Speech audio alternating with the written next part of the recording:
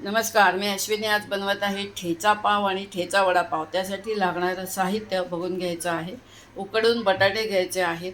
ठेचा म्हटल्यावरती ठेचा, मिरची, लसूण आणि आलं असा हा ठेचा करून घेतलेला आहे. हा ठेचा कोरडा पाहिजे, खलबत्त्यात कुटलेला आहे. पाव घेतलेले आहेत. मिक्सरवर केलात तरी पाणी न घालता ते फिरवा. काबडधोबड खरडा पाहिजे. डाळीचं पीठ घालून घेतलं आहे. मस्का, टोमॅटो, कांद्यावर बघा चाट मसाला घालून घेतला आहे आणि हे चटणीचं साहित्य ठेवलं आहे. कोथिंबीर, डाळवं, लिंबू, याच्यात जिरं ठेवलं नाही आहे, मिरची आणि लसूण. चला आपण बनवूया ठेचा पाव. आपण बटाटे कुस्करून घेतले आहेत. त्याच्यात कोथिंबीर, मीठ आणि ठेचा घालून घेतलेला आहे. आता हे जेवढे बारीक करता येईल तेवढेच हाताने बारीक करायचे आहेत आणि पावामध्ये भरायचे. हे बघा मंडळी, आता आपण पहिले चटणी फिरवून घेऊया. चटणीचं सर्व साहित्य तुम्हाला दाखवले. जिरं दाखवलं नव्हतं, फक्त अगदी लागलं तर थोडं पाणी घाला, नाही तर बिना पाण्याची ही चटणी वाटून घेऊया. पाणी न घालता चटणी वाटून घेतली आहे. मिक्सरच्या भांड्यात जेवढं पाणी घेतलंय तेवढंच त्याच्यात घालायचं आहे. हे बघा, आपला ठेचा पाव तयार करायला ठेवलाय.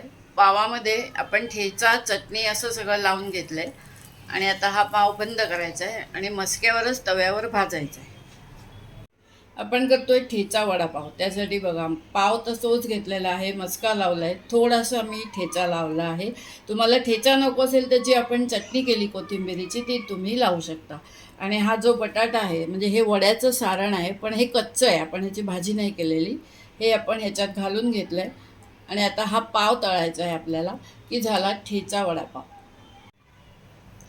हे बघा, आपला ठेचा वडापाव तयार झाला आहे. ह्याच्यात फक्त बटाटा नाही आहे, कच्चा कांदा, टोमॅटो. आता हा आपण काढून घेऊया. आता ह्याच्यावर चटणी घालायची. गोड चटणी आवडत असेल तर गोड घाला, मी तिखट घालणार आहे. गोड चटणी, तिखट चटणी घालून हा ठेचा पाव तयार झाला. आपण पिठामध्ये बघा सोडा घालून घेतला आहे. 1-2 चिमटी सोडा घातला आहे. सोड्यावर थोडं पाणी घातलं आहे आणि हे पीठ मात्र घट्ट ठेवायचं आहे, कारण ह्याच्यात आपल्याला पाव तळायचा आहे. हे पहा, गॅस मोठा केलेला आहे. आपण असं तेल पण उडवू शकतो, फक्त हे पलटताना सावकाश पलटायचं आहे. तेल उडलं नाही पाहिजे, ह्याची काळजी घ्या. आपला ठेचा वडापाव तळला गेला आहे. हे बघा मंडळी, आपले दोन्ही पदार्थ तयार झाले. ठेचा पाव आणि ठेचा वडापाव. या पद्धतीने वडापाव तयार होतो, एकदम झकास होतो. आता हा आपल्याला खायचा आहे. हा चटणीसोबत खायचा आहे आणि कुल्हडमध्ये चहा ठेवला आहे गरम गरम. बाहेर पाऊस पडत आहे. कुल्हडमधील चहा, ठेचा वडापाव आणि ठेचा पाव ह्याचा आस्वाद घेऊया. चला तर मग मंडळी, आवडला असेल तर लाईक, शेअर, सबस्क्राईब करायला विसरू नका.